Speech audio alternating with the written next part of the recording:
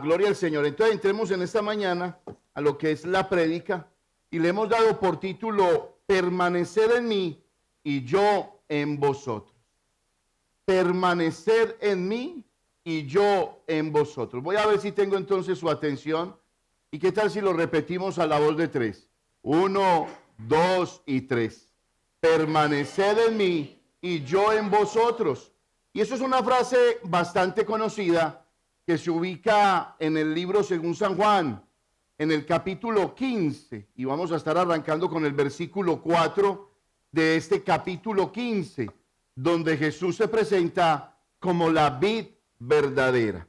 Acompáñame por favor y colóquele atención para que usted salga bendecido en esta mañana.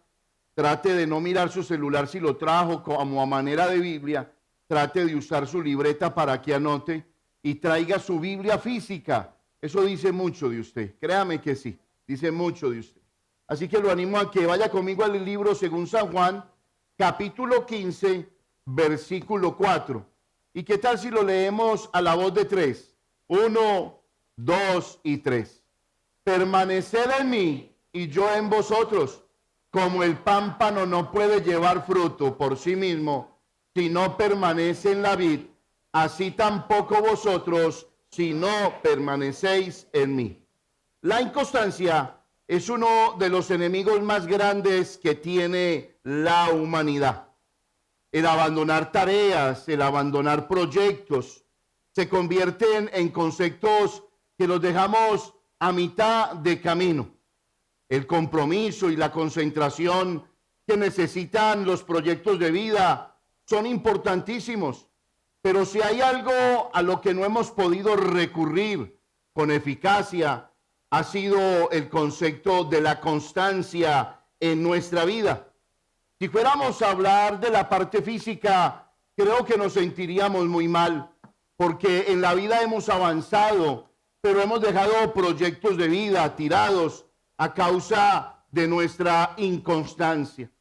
Si aplicáramos ese término inconstancia a lo que es nuestra vida espiritual, encontraríamos tal vez el talón de Aquiles de nuestra vida y podríamos caer en cuenta por qué no somos constantes, por qué no somos fuertes en el caminar con el Señor, por qué no somos decididos, por qué no tenemos concentración en lo que entendemos y creemos que produce vida y una vida en abundancia. La Biblia nos habla de la salvación.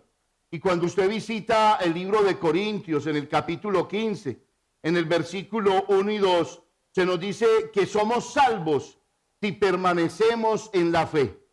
Pero no permanecemos siendo salvos si hemos creído de una manera vana. ¿Qué quiere decir esto? Quiere decir que no todos son salvos. Quiere decir que hay personas que vienen a la iglesia, que son probados en la fe y que por su inconstancia entonces se registran ellos el hecho de que no son salvos.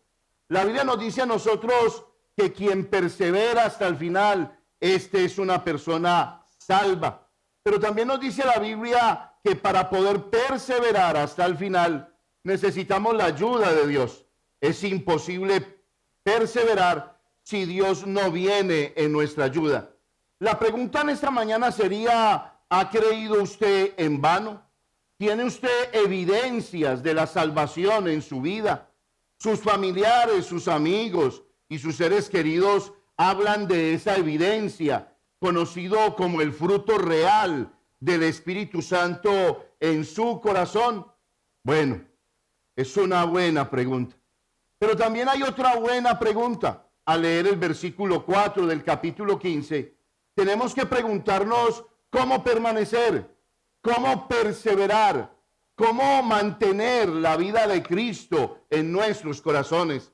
Porque creo que es la parte más importante en la vida del creyente, el dar fruto, el darlo en abundancia, el mostrar evidencia de una verdadera transformación y de una vida real en nuestros corazones. Amados, yo sé que no es fácil. La vida cristiana es un reto, pero se hace fácil cuando nosotros decidimos obedecer, cuando decidimos creerle al Señor, cuando decidimos concentrarnos en la ley de vida que es producida por el Espíritu Santo en nuestros corazones.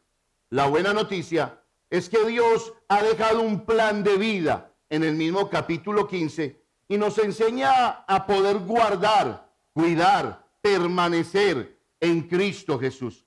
Cuando permanecemos en Cristo Jesús, nosotros tenemos victoria. Van a venir problemas, van a venir situaciones, van a venir retos en la vida, pero la permanencia en Cristo y Cristo en nosotros nos va a llevar a la victoria, y una victoria segura, una victoria donde vamos a poder aplastar nuestra carne, vencer nuestras emociones, pero también vamos a poder aplastar a Satanás. La Biblia nos dice, y el Dios de paz aplastará en breve a Satanás y lo colocará debajo de nuestros pies. Entonces, retomemos la pregunta: ¿cómo permanecer en Cristo Jesús? Y el primer punto sería siendo productivos. Para eso, acompáñeme allí a San Juan, capítulo 15, versículos 1 y 2, y luego saltamos al 16. Recuerde, vamos a ver 6 pasos en los cuales Dios nos ayuda a permanecer en Cristo Jesús, a guardar ese testimonio de vida. Si Cristo es luz, yo soy luz. Si Cristo es sal, yo soy sal. Si Cristo pudo vencer en este mundo, todo lo puedo en Cristo que me fortalece. Leamos entonces y recuerde el primer punto, siendo productivos. Vamos entonces a leerlo juntos a la voz de 3. 1, 2 y 3. Yo soy la vid verdadera y mi Padre es el labrador. Todo pámpano que en mí no lleva fruto, lo quitará. Y todo aquel que lleva fruto, lo limpiará para que lleve más fruto. Versículo 16. No me elegisteis vosotros a mí, sino que yo os elegí a vosotros y os he puesto para que vayáis y llevéis fruto, y vuestro fruto permanezca, para que todo lo que pidiereis al Padre en mi nombre, Él os lo dé. Estos versículos están hablando de dar fruto, de ser productivos. La Biblia nos dice que el Padre es el que plantó la viña.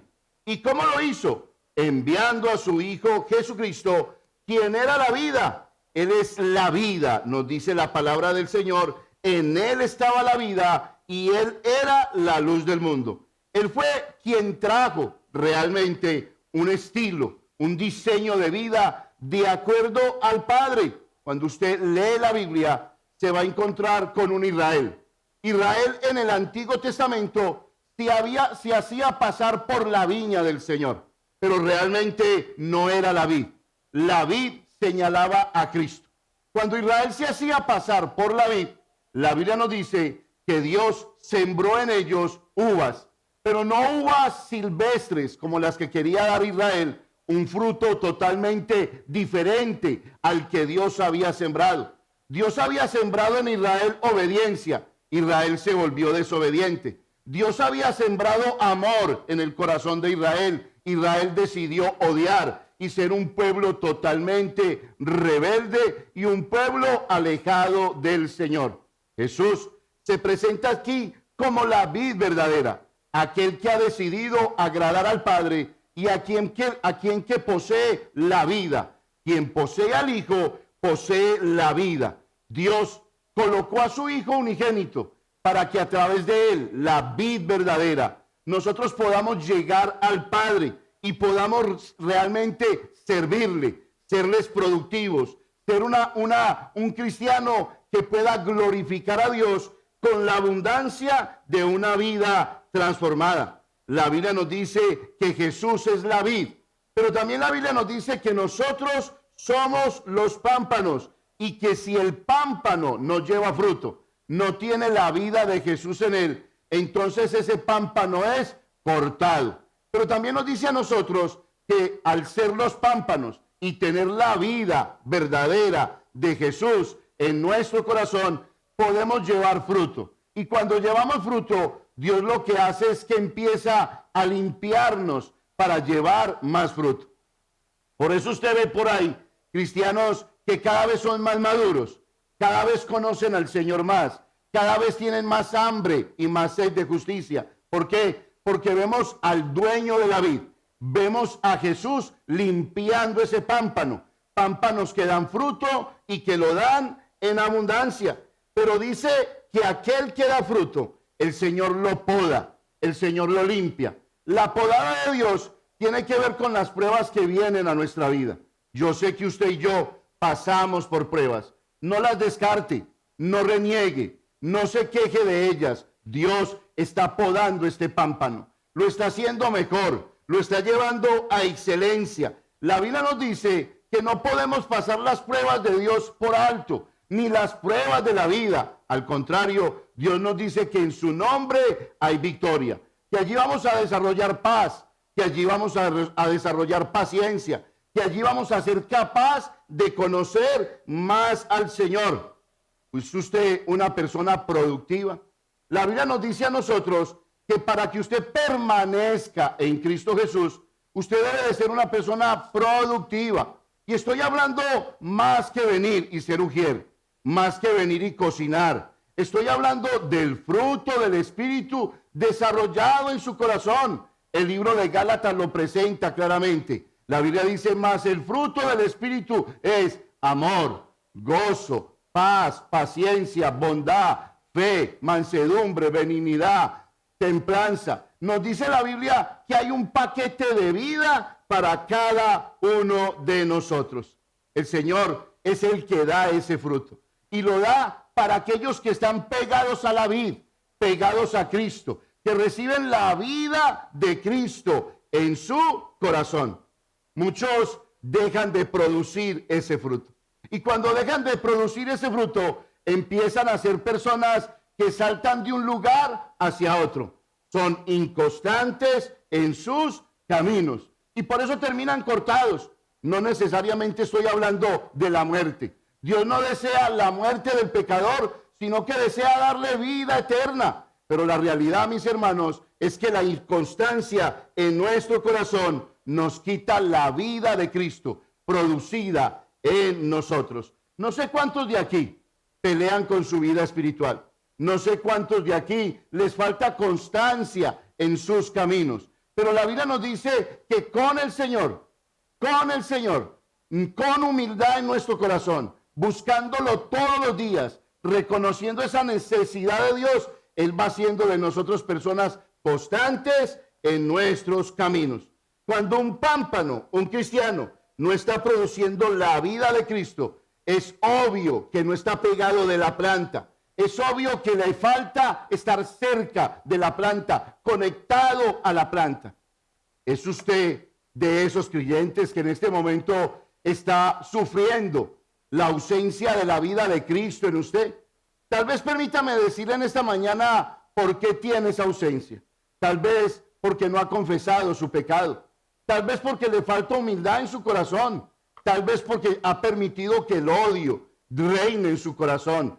Tal vez porque usted ha permitido, mi hermano querido, que los escenarios de la vida lo envuelvan de tal manera que usted considera que la vida cristiana es injusta, que no es necesario poner este cachete para que le peguen en este otro. Ha perdido la sensibilidad espiritual y eso no lo quiere el Señor. Cuando usted vive esos escenarios, usted va cortando la vida de Dios en sus corazones.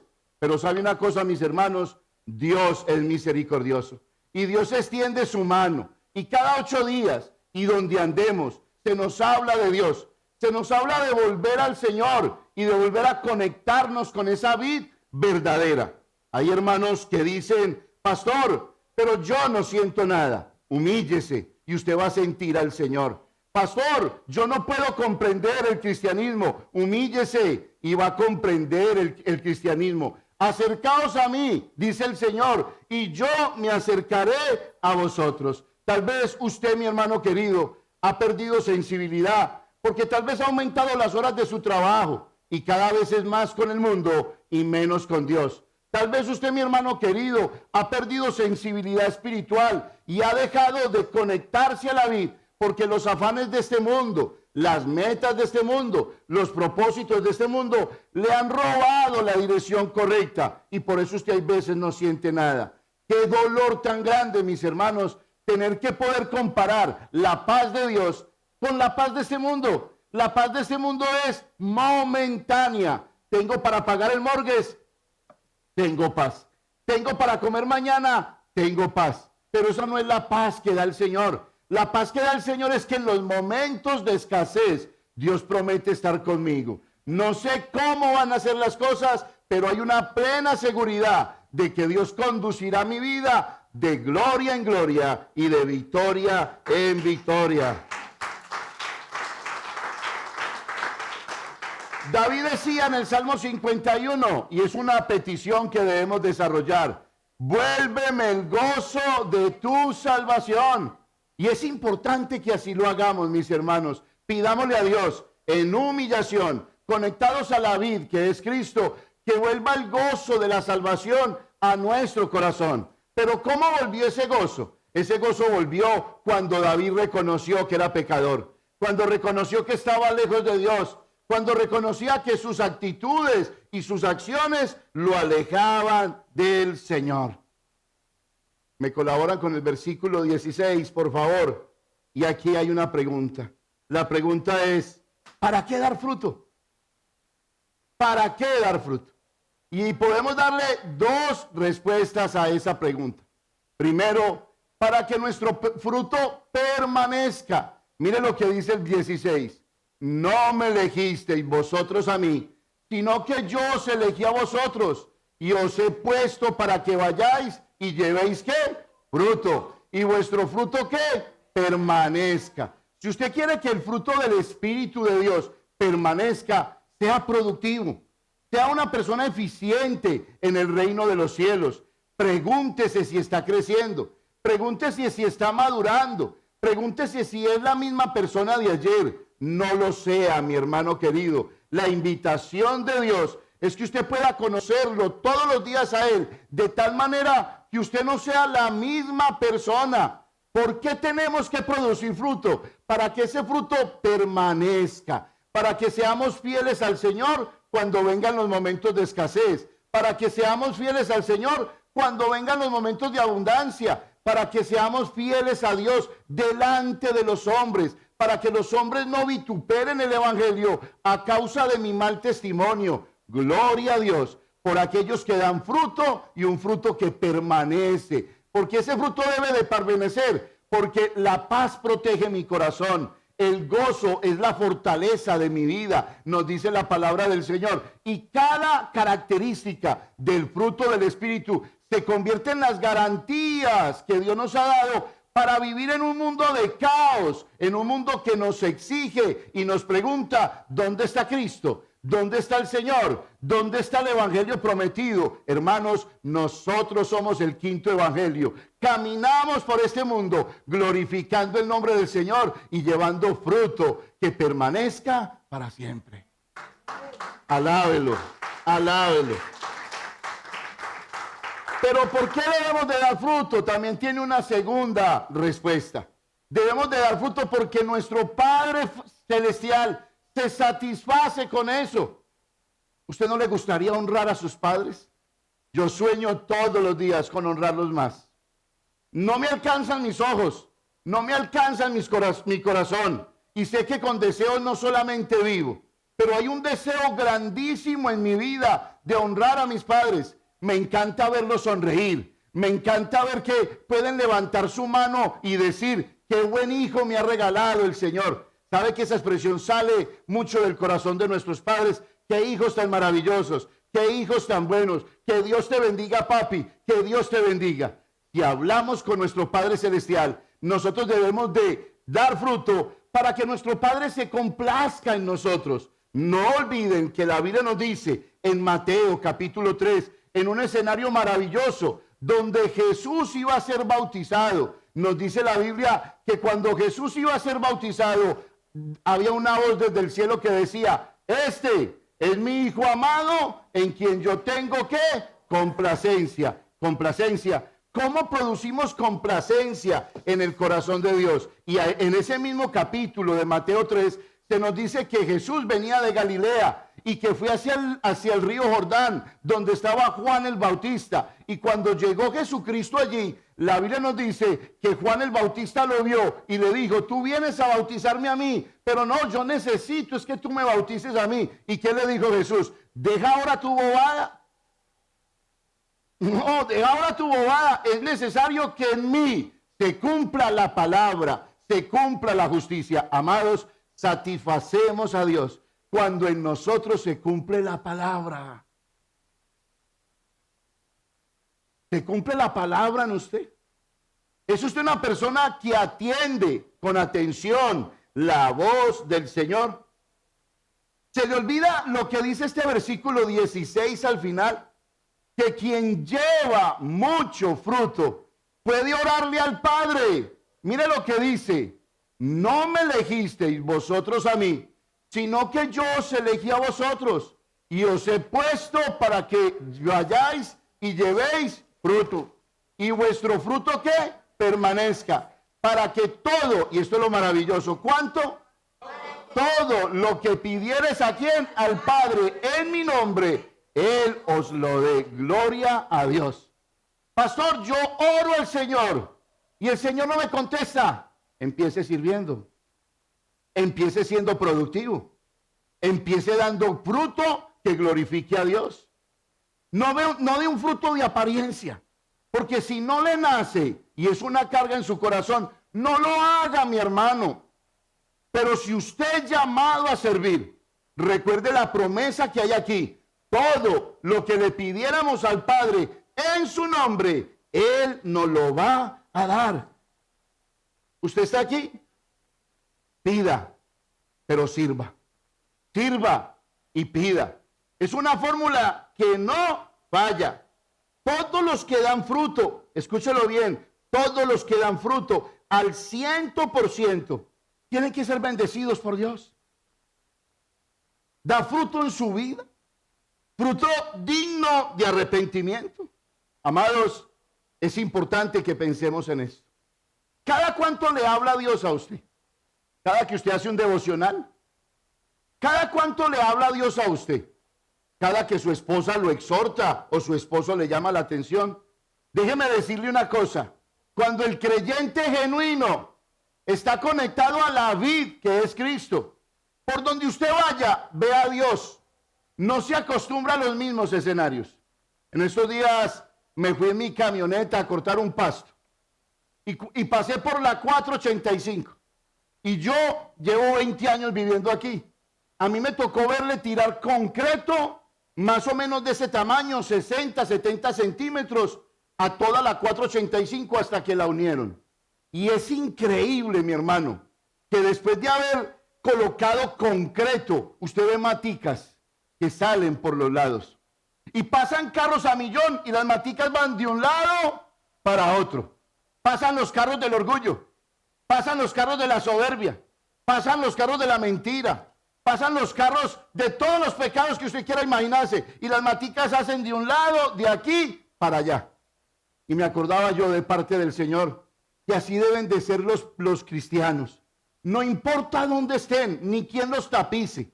No se comparan con los demás. A lo mejor serán maticas que no son llamativas, pero han crecido en medio del pavimento de la vida y guardan la vida de Jesús dentro de ellos. ¿Qué quiere decir eso? Que vendrá el diablo y no los va a derrotar. Vendrán las pruebas y no lo van a derrotar. Vendrán las dudas y no lo van a atropellar ni lo van a derrotar. Van a permanecer adorando el nombre del Señor. Pero ¿qué le pasó a esa matica? Decidió dar fruto. Si usted quiere permanecer en Cristo Jesús, de fruto. Pero hay otro tipo de matas, de plantas, que se miran al espejo y se cuidan a sí mismos. Están llenos de prejuicio y no sirven al Señor porque otros no sirven. O no se acercan a los demás porque sencillamente no les conviene o porque sencillamente los otros están llenos de pecado. Son planticas que todavía no han aprendido a amar como Dios los ha amado a ellos. Hay un tipo de planta que no quiere dar fruto y esa es aquella planta que se niega a que Dios haga una obra maravillosa en su vida. ¿Qué clase de planta es usted? La Biblia nos dice que usted y yo somos los pámpanos y que esos pámpanos son llamados a dar fruto. ¿Y qué tipo de fruto? Que glorifique al Señor. Usted está aquí, está dando fruto, lo está dando en abundancia.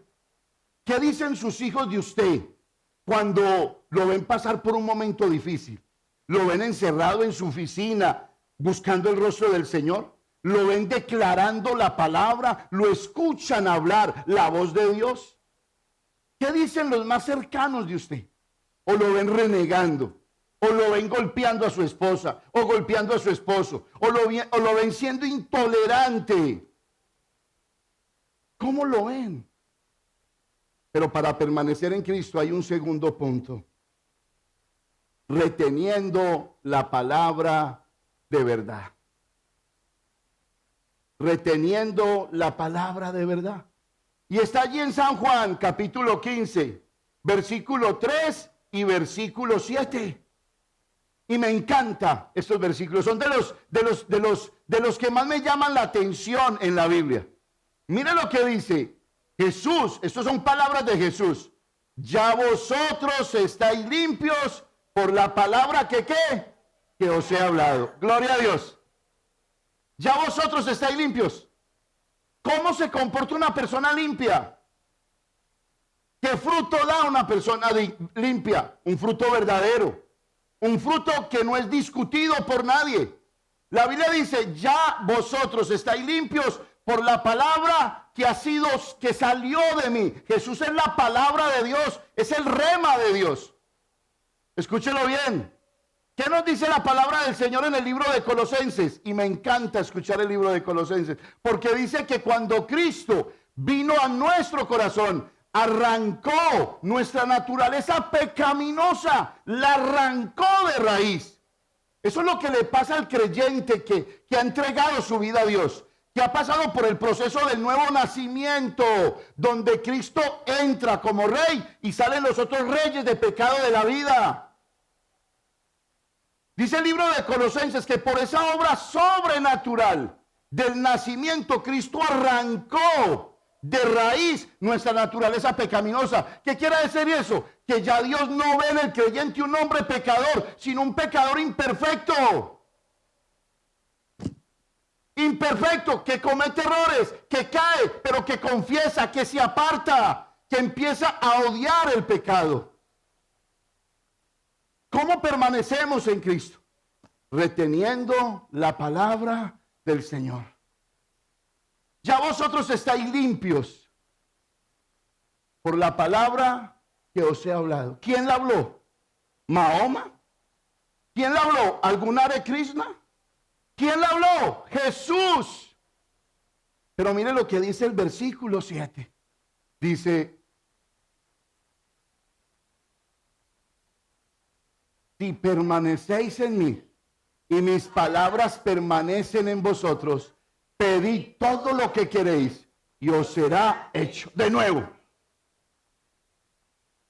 dice Jesús, si permanecéis en mí, y viene diciendo, y mis palabras son retenidas por vosotros, pidan lo que quieran. Es que el que retiene las palabras del Señor sabe orarle al Señor, sabe pedirle al Señor, como pidió Salomón.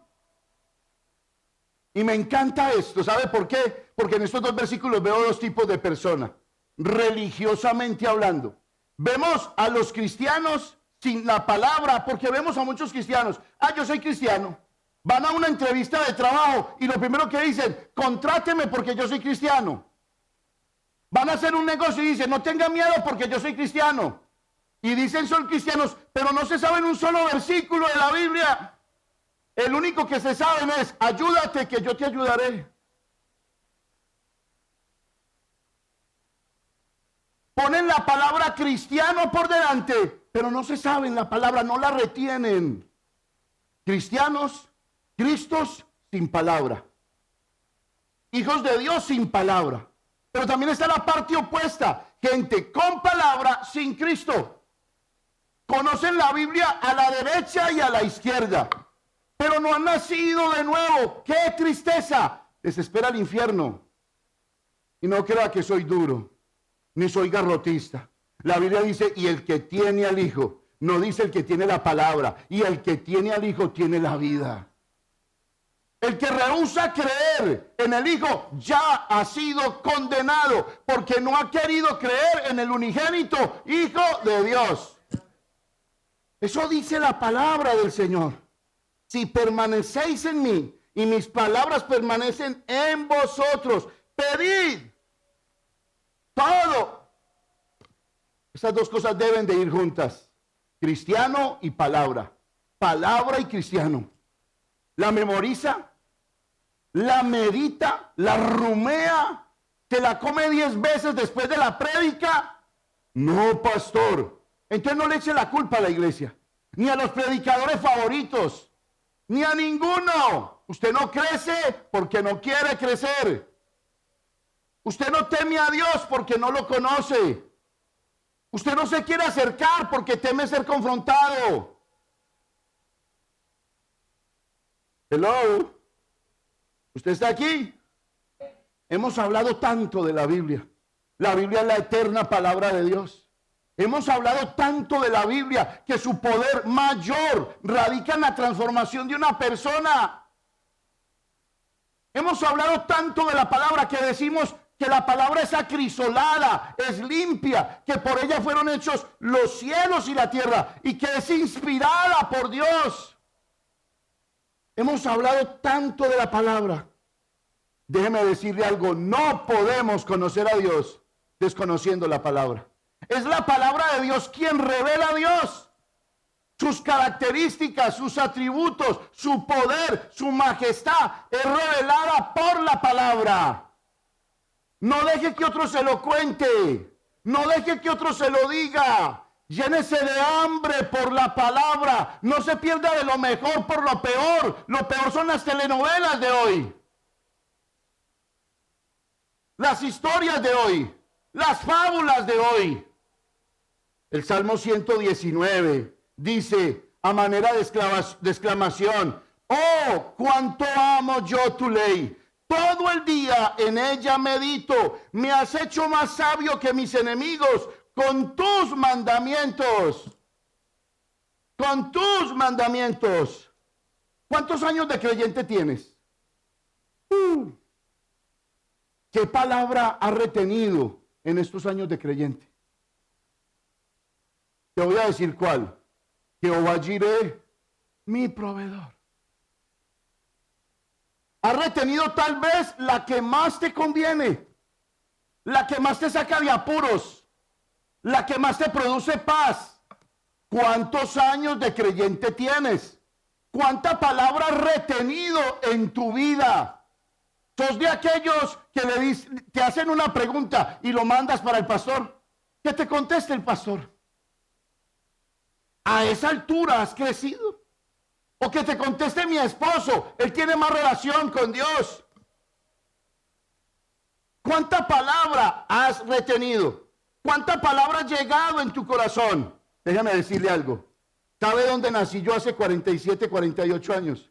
En una iglesia menonita, yo se lo he contado a ustedes.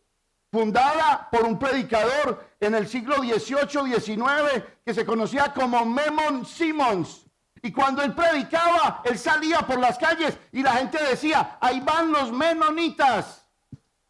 Y le voy a decir una cosa, los coros de mi iglesia donde nací yo son esos coros de himnario, donde se habla de la sangre de Cristo, donde se habla de la palabra de Dios, donde se habla de la redención, donde se habla del amor de Dios por mí. No habían luces, no habían sensaciones, no había danza, había pura palabra. Y le voy a decir una cosa, la generación con la que nací yo, todos ellos hoy son pastores, son líderes, son siervos. ¿Sabe por qué? Porque crecieron y retuvieron la palabra de Dios.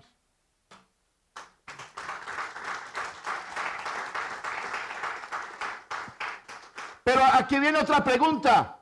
¿Por qué no retenemos la palabra de Dios? Y hay una sola respuesta: porque tienes el alma perforada. Tienes el alma perforada. Un enojo perforó tu alma.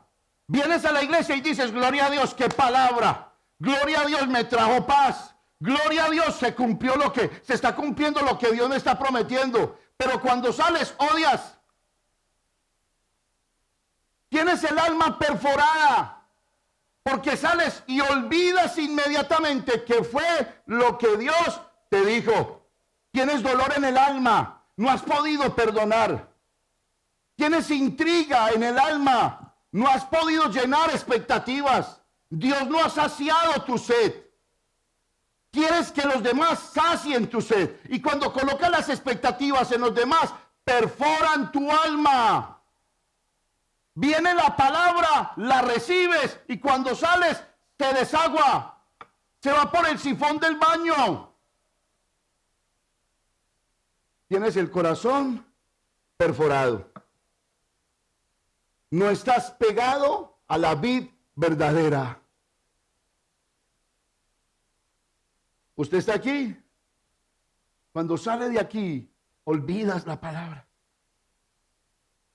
Tener el alma perforada equivale a estar odiando actualmente.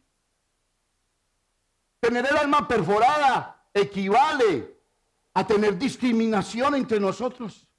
Exclusividad entre nosotros. Son vidas tan raras teniendo el alma perforada que es una combinación de gozo y amargura al mismo tiempo. Es una combinación de victoria y derrota al mismo tiempo. Es una combinación de ánimo y desánimo al mismo tiempo. Es una combinación donde Dios ministra y nosotros deshacemos esa ministración. Es una combinación donde hay ríos de agua viva. Pero luego vienen ríos de agua muerta a nuestro corazón. ¿Por qué no retenemos la palabra? Porque tenemos el alma perforada. Odiando a nuestros hermanos, esquivando a aquellos a quien no queremos saludar, haciéndonos a un lado de aquellos a quien Dios nos ha llamado a amar y bendecir. Algunos se mantienen molestos todo el tiempo, enojados todo el tiempo, todo los incomoda, todo. Son perfectos, pero no para los imperfectos. Se les olvidó que en la vida caminó un perfecto para todos los imperfectos. Él vino a buscar y a salvar lo que se había perdido, nos dice la Biblia. Se les olvida tener misericordia y como no tienen misericordia, no van a recibir misericordia. Eso nos dice la Biblia. Con el alma perforada no tienen misericordia. Usted está aquí. No parece.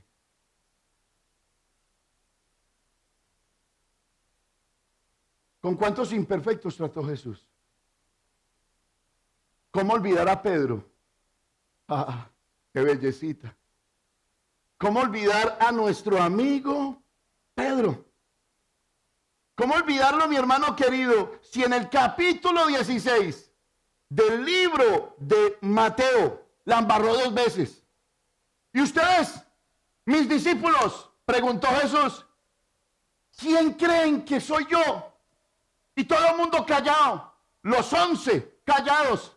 Y se levanta Pedro y dice, tú eres el Cristo, el Hijo del Dios viviente. Y se levanta Jesús como si se hubiera levantado el cielo mismo, los ángeles mismos, y le dice, Pedro, bienaventurado eres porque eso que dices no te lo reveló carne y sangre, sino mi Padre que está en los cielos.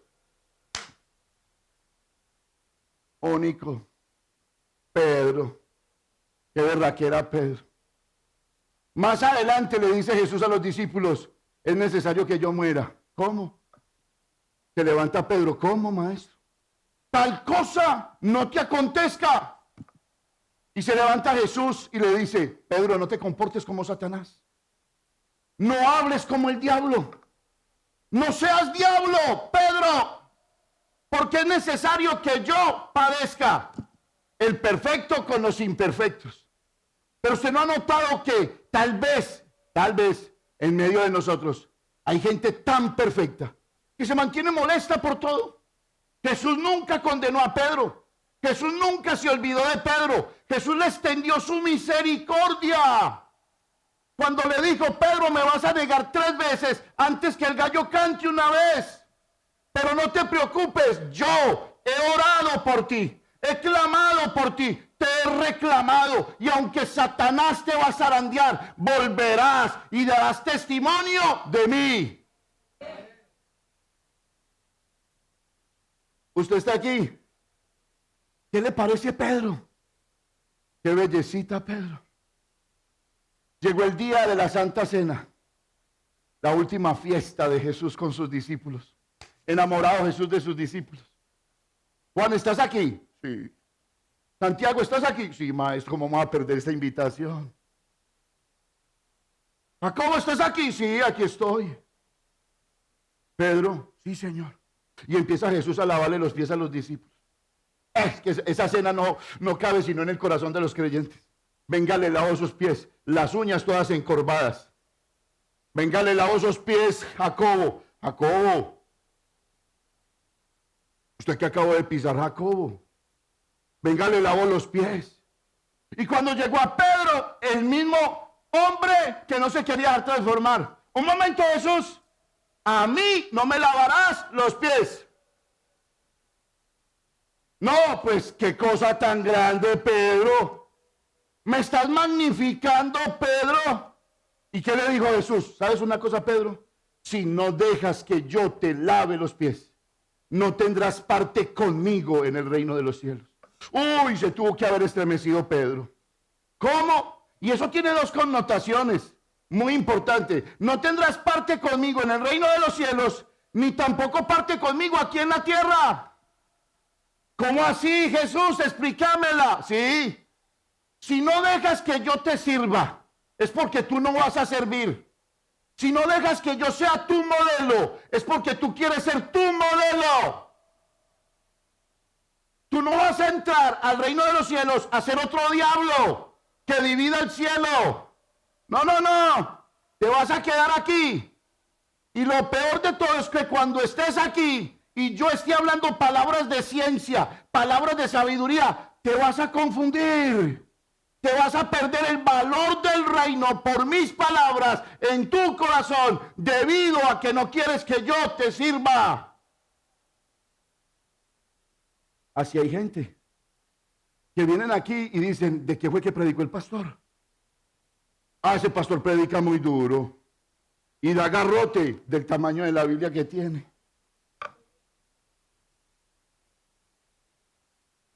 Se les olvidó, ¿sabe por qué? Porque no dejaron que Cristo lavara su corazón. Porque quieren conservar su pecado. Porque no quieren arrepentirse. Porque no quieren apartarse del pecado. Y cuando no se aparta del pecado una persona por decisión voluntaria, entonces no hay obra del Espíritu Santo en ellos. Usted está aquí. Este segundo punto nos tiene que enseñar a retener la palabra de Dios.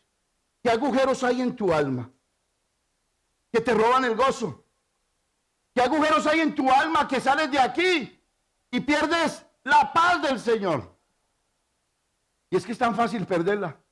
Imagínese una parejita saliendo de aquí por una situación económica difícil y llega a la casa del culto, no pudieron comprar el lonche aquí, les dio pena y llegaron a la casa y el esposo le dice, mi amor, ¿qué vas a preparar? Y ella ahí mismo perdió el gozo de la salvación. ¿Cómo así? Toda la semana le cociné.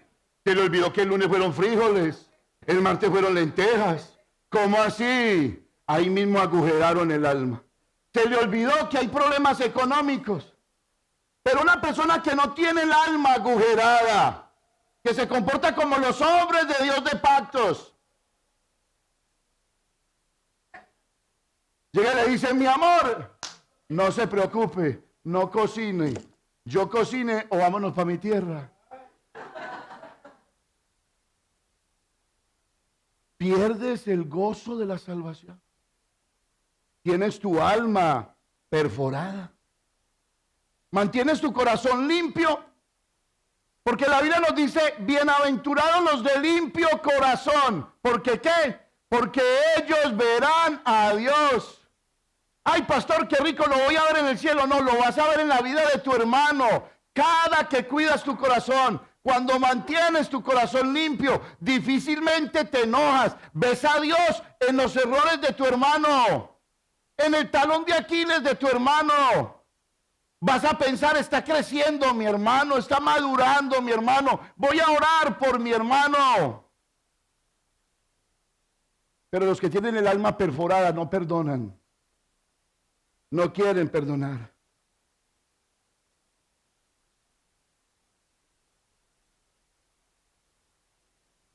Tercer punto. Si quieres permanecer en Cristo, permanece amando. Mire lo que dice San Juan. A ver, yo los pruebo. ¿Cómo se llama la prédica? A mí me encanta escucharlo. Una vez más para que se entienda. ¿Cómo? Para que usted permanezca en Cristo, debe de permanecer amando. San Juan 15, versículo 9 y 10. Como el Padre me ha amado. ¿Cómo se sentía Jesús? ¿Cómo se sentía Jesús? Amado. Así también yo os he amado. Como el Padre lo amó a Él. Eso es maravilloso. Yo les amo a ustedes. Yo os he amado. Permanezcan en mi amor. Esta es la clave para perdonar. Permanecer en el amor de Cristo, que recibió Él de su Padre. Versículo 10. Dice, si guardares mis mandamientos y los retuvieres, permaneceréis. ¿Dónde? Es facilito. Usted odia porque le da la gana. Yo odio porque me da la gana. Pero aquí nos están dando la clave. Si guardamos sus mandamientos, soy un floripondio. Vivo amando. Así me cacheteen aquí, vivo amando. Si guardares mis mandamientos, permaneceréis en mi amor, así como yo, miren el testimonio de Jesús, así como yo he guardado los mandamientos de mi Padre y permanezco ¿dónde? En su amor. El Evangelio, según San Juan, nos enseña cómo la vida se acercó a nosotros. Esa vida era Jesús y se hizo realidad con su muerte y su resurrección. Quien tiene al Hijo, tiene el poder de la resurrección en su corazón. Puede andar en una vida nueva. Quien posee la vida de Dios vive amando. Si alguno afirma que vive en la luz, pero odia a otro creyente, esa persona aún vive y camina en oscuridad. Hello. El que ama a otro creyente vive en la luz y no hace que su hermano tropiece. Cuando dejas de amar, y eso me encanta, para permanecer en Cristo, debo de amar. El que ama, cuando dejas de amar, se te empieza a escapar la vida de Jesús, poco a poco te vas secando. Por eso la recomendación es, ama en todo tiempo, en todo momento. Ama cuando te abandonen, ama cuando te traicionen, aman cuando haya escasez, ama cuando haya abundancias. Pastor, esto significa bajar la cabeza. No, significa que no vas a dejar entrar en tu corazón el rencor, el odio, el rechazo. Porque hay veces nos confundimos. Pastor, entonces me vuelvo. No. Lo que Dios está diciendo, ama sin que dejes que entre el rencor a tu vida, el odio a tu vida. Lo hemos aprendido en el libro de Proverbios. Sobre toda cosa guardada, guarda tu corazón. ¿Por qué? Porque de ahí viene la vida. Da testimonio de la luz. Bienaventurados los de limpio corazón. Tienes un corazón limpio. Si no lo tienes es porque estás lejos de la vid verdadera. Me encanta esto. Amaré no por lo que recibo, sino por quien soy en Cristo Jesús. ¿Usted lo entiende? Póngame cuidado, que no lo voy a llevar hasta los 6 pasos para que no se sienta atormentado. Quiero acabar con este. Amaré no por lo que recibo, sino por quien soy en Cristo Jesús. ¿Cuánto amor he recibido de Dios? He recibido tanto amor de Dios que me es fácil amar, aunque no me den nada. Hay personas aquí y en el mundo que están esperando amar porque los amen. No amo si no me aman. No, no ames por lo que recibes, sino por quien eres en Cristo Jesús. ¿Estás aquí? Antes de que alguien se acerque, se aparte, y eso también me llama la atención. Antes de que alguien se aparte de Cristo, primero se ha apartado de su hermano. Sí. Sí. ¿Qué nos enseñó Jesús? Nos enseñó a que amáramos a nuestro hermano como Él nos ha amado. Vaya, hable con una persona que no tiene una buena relación con la otra. ¿Sabe qué es lo primero que le va a decir? Es que yo no lo odio. Yo solamente puse una distancia. ¿Eso es odio? No, es que yo no lo odio. Lo que pasa es que no me entiendo con esa persona. Pues entiéndete, porque Cristo se entendió contigo. Eso es odio. Hay personas que le sacan esa excusa a uno. No, es que yo no la odio. Es que a veces no la tolero. Eso es odio. Para permanecer en Cristo, debes de mantener amándote. No se te olvide, antes de alejarte de Cristo, primero te has alejado de tu hermano. No fue el resultado final, sino que primero se dejó de amar en lo particular y en lo personal. La falta de amor, de amar, va desocupando tu alma, te va alejando de Dios. ¿Cuántos fueron niños aquí? Levante la mano, yo los veo. ¿Cómo se comportaba usted cuando era un niño? ¿Qué cosas hacía? Yo tuve unas experiencias maravillosas, como las de desempolvando los viejitos. Sí. ¿Cómo olvidar nuestros toboganes? ¿Cuántos se tiraron aquí por toboganes? Yo era tan pobre que yo cogía un cartón y le ponía vela por debajo del cartón y buscaba los toboganes de concreto para tirarme por ahí. Nunca olvido ese escenario. Yo cogía y le echaba cebo, porque entre más cebo, más velocidad arrancaba. No desayunaba, no almorzaba porque no había comida, era flaco, flaquísimo. Y buscaba esos toboganes. Y cuando llegaba a la punta del tobogán, yo cogía impulso y bajaba y no sentía, y no estos cachetes golpeando atrás. Palabra, en bajada. ¿Y sabe cuando llegaba al final qué me pasaba? Me pegaba una revolcada. Salía todo pelado. ¿Y sabe qué hacía yo? Más cebo para el cartón, para arriba. Yo buscaba más velocidad. ¿Sabe qué deben de hacer los cristianos cuando son golpeados? Busquen más velocidad. Suban más alto. Porque usted entre más sube, más fácil perdona. Más fácil desafía las cosas de la vida. Usted está aquí. No se le olvide, mi hermano querido, que Dios le está diciendo en esta mañana que para poder permanecer en Cristo debe de permanecer amando. ¿A quién vas a culpar de no poder amar? ¿A quién? Si todos los días la vida se presenta de tal manera que yo no ame a nadie. Van a haber razones para no amar. Van a haber circunstancias para no amar. Van a haber momentos para no amar. Te pregunto, ¿Dios encontró razones para no amarte? ¿Las buscó? No.